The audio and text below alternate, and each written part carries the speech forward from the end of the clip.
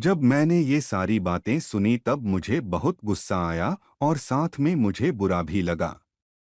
एक दिन बहुत पहले मैंने अपने इंस्टाग्राम पर एक कहानी लिखी थी और उस कहानी पर किसी एक इंसान का कमेंट आया कि ऐसी और भी कहानी बनाइए और उन कहानियों को लोगों तक पहुंचाने के लिए हमारे ग्रुप में कांटेक्ट करें। तो मैंने उस इंसान की बात सुनकर यह सोचा कि मेरे जीवन की कहानी तो बहुत ही ज्यादा इंटरेस्टेड है, तो फिर मैं क्यों न इसी कहानी को थोड़ा सा लिख लूं। यह सोचने के बाद मैंने कुछ दिनों के बाद अपनी जीवन में घटित हुई कहानी का एक छोटा सा हिस्सा लिख दिया और उसको इंस्टाग्राम पर पोस्ट कर दिया। अब मैंने तो यह पोस्ट ये सोचकर किया था कि लोगों तक अपना टैलेंट पहुंचाऊं। लेकिन कुछ दिनों के बाद ही रेखा ने मेरे इस पोस्ट पर भी एक गंदी कमेंट कर दी, क्योंकि इस लड़की का मन तो जैसे मेरे बिना एक पल भी न लगता हो। और हकीकत की बात भी यही है कि उस लड़की रेखा का मन मेरे बिना बिल्कुल भी नहीं लगता है, तभी तो हर वक्त मेरे पीछे लगी रहती है और मुझे बार बार स्टोक करते रहती है। मैं अपने सभी श्रोताओं को ये बताना चाहता हूँ कि उसने मुझे ये कमेंट करी कि ये तुमने क्या लगा रखा सोशल मीडिया पर, लगता है कि तुम्हारी हरकत बढ़ती ही जा रही है और खत्म होने का नाम नहीं ले रही है। अब आप लोग ही देखो कि उसने फिर से मुझे हरकत वाला शब्द बोल दिया, और आप सब लोगों को तो पता ही होगा कि हरकत का मतलब कितना गंदा होता है। पर मैंने ये सब देखने के बाद भी इसको इग्नोर कर दिया, क्योंकि मैं सोच रहा था कि जिसका दिमाग घुटने में है उस लड़की से क्या फालतू की बहस करनी। अब कुछ दिनों के बाद मैंने अपने एक अच्छे दोस्त के द्वारा व्हाट्सएप ग्रुप में एक मैसेज लिखवाया कि व्हाट्सएप ग्रुप में जिन बच्चों का पेपर है उन सभी बच्चों को मेरी तरफ से ऑल द बेस्ट बोल दे। मेरे कहने पर उस लड़के ने मेरी तरफ से उन बच्चों को ऑल द बेस्ट कह दिया।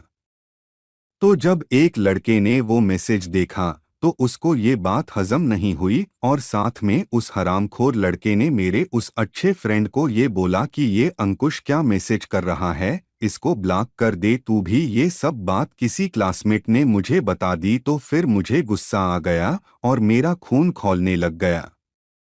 तो मैंने उस लड़के को तो कुछ नहीं बोला, क्योंकि मुझे वो लड़का बिल्कुल भी अच्छा नहीं लगता है। तो फिर वो लड़का कुछ भी भौंके फिर भी मुझे कोई फर्क नहीं पड़ता है। पर मैंने किसी लड़के के द्वारा उस लड़की को ये मैसेज करवाया कि देख लड़की, तू मेरे बारे में फालतू मत बोल, जब मैं तुझे कुछ नहीं कह रहा हूँ तो तू क्यों मुझे फालतू बोल रही है।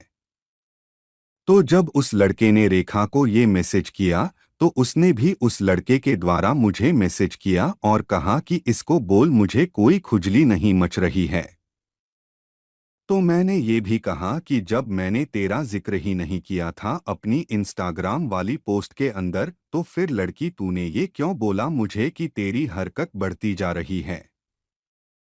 तो मेरी यह बात सुनकर उसने इंस्टाग्राम वाले कमेंट को ही डिलीट कर दिया, क्योंकि उसकी जो कमेंट थी वो फालतू ही थी।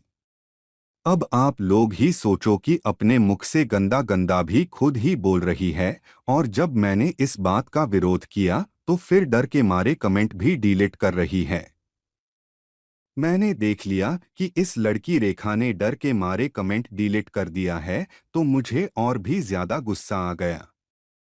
और कमबख्त लड़की की हिम्मत तो देखो, ये सब होने के बाद डर भी खुद ही रही है और मुझे धमकी भी दे रही है कि रुक जा तू, मैं अभी सर को बता रही हूँ कि मुझे परेशान कर रहा है ये लड़का।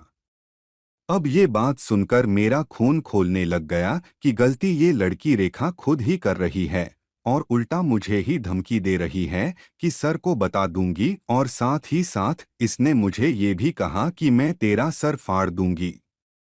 अब मैंने ये सोचा कि अब मैं कल इसकी शिकायत करूंगा सर से कि ये मुझे परेशान कर रही है। पर आप लोगों को तो पता ही है कि दिल में उसके लिए सच्चा प्यार भी है।